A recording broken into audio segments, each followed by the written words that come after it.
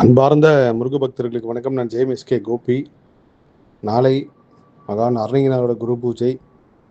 வடப்பள்ளி கோவிலில் இருக்க அருணகிரிநாதர் சன்னதியில் சிறப்பான பூஜை எல்லாமே செய்வாங்க. சென்னையில் இருக்கிற முருக பக்தர்கள் முடிந்தால் வந்து தரிசனம் பண்ணுங்க. அதே போல் பாடி திருவள்ளிதாயத்திலையும் அருணகிரிநாதர் பெருமான் இருக்கார். சென்னையில் இருக்கிற முருகர் கோவிலில் இருக்கிற அருணகிரிநாதர் பெருமானை நேராக தரிசனம் பண்ணி உங்கள் கையால் ஒரு பூ வாங்கி கொடுங்க. இன்னொரு முக்கியமான விஷயம், நாளைக்கு பௌர்ணமி, ஆனி மாத பௌர்ணமி. திங்கட்கிழமை வர பௌர்ணமி வந்து ரொம்ப விசேஷமான பௌர்ணமி. ரொம்ப மன போராட்டத்தில் இருக்கிறவங்க, குறிப்பாக மனம் சார்ந்து எல்லாமே இருக்குது, ஆனால் மனசு மட்டும் சரியில்லை, ஏதோ ஒன்று இழந்த மாதிரி இருக்கேன், ஏதோ வகையில் மனம் பாதிப்பு வந்துட்டே இருக்குன்றவங்க கண்டிப்பாக பகுதியில் கடல் பக்கத்தில் இருக்கிறவங்க கண்டிப்பாக கடலில் போய் ஒரு 2 மணி நேரமாவது உட்காந்துட்டு வாங்க. அந்த கால் நினச்சிட்டு வாங்க அலையில்.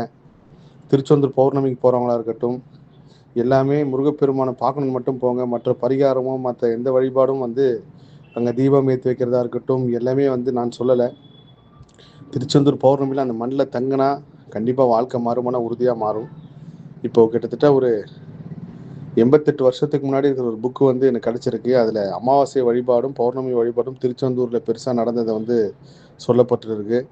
என்னோடய முருகர் ஆராய்ச்சியில் அது ஒரு பெரிய விஷயம். அதே போல் திங்கட்கிழமை தான் முருகப்பெருமானுக்கு அங்கே சிறப்பான வழிபாடு நடந்திருக்கிறதும் வந்து பதிவு செஞ்சுருக்காங்க. அது எல்லாமே விரிவாக நான் விரைவில் பதிவு செய்கிறேன். நாளை வர பௌர்ணமி ஒரு அற்புதமான பௌர்ணமி. சஷ்டி, கிருத்திகை, பிரதோஷம், ஏகாதேசி, அமாவாசை, பௌர்ணமி, இந்த மாதிரி வர எல்லா நாட்களையுமே நம்ம முன்னோர்கள் ஏன் தெய்வத்தை வழிபட சொன்னாங்க அப்படின்னா, இந்த எல்லா நாட்களையுமே ஒரு பெரிய கர்ம சுழற்சி நடக்குது. இதை வந்து இன்னும் ஆதாரமாக நான் நேர்காணலில் சொல்கிறேன். மனம் சார்ந்த பிரச்சனை இருக்கிறவங்க கண்டிப்பாக நீங்கள் நாளைக்கு கடற்கரையில் போய் அமர்ந்து உங்களுக்கு எந்த தெய்வம் பிடிக்குதோ அந்த தெய்வத்தை வேண்டிட்டு வாங்க. கண்டிப்பாக அடுத்த பௌர்ணமிக்குள்ளே அதோட தாக்கம் குறையும். அதுமாதிரி ஆர்டிசம் குழந்தை வச்சுருக்கிறவங்க, தெய்வ குழந்தைகள் இருக்கிறவங்க வீட்டில் முடிந்தால் குழந்தைங்களை அங்கே கூப்பிட்டு போங்க. பூம்பாறையில் முருகப்பெருமான் ஒரு பெரிய அதிசயம் பண்ணார். அதை நான் விரைவில் காணொலியில் பதிவு செய்கிறேன். அருணகிரிநாதர் சிலை தயாராகிடுச்சு. நாளைக்கு நீங்கள் முதற் பார்வையாக அருணகிரிநாதர் சிலையை பார்ப்பீங்க. விரைவில் செங்கல்பட்டு இருக்குன்றம் பாலமுருகன் கோயிலுக்கு வந்து சமர்ப்பிக்க போகிறோம்.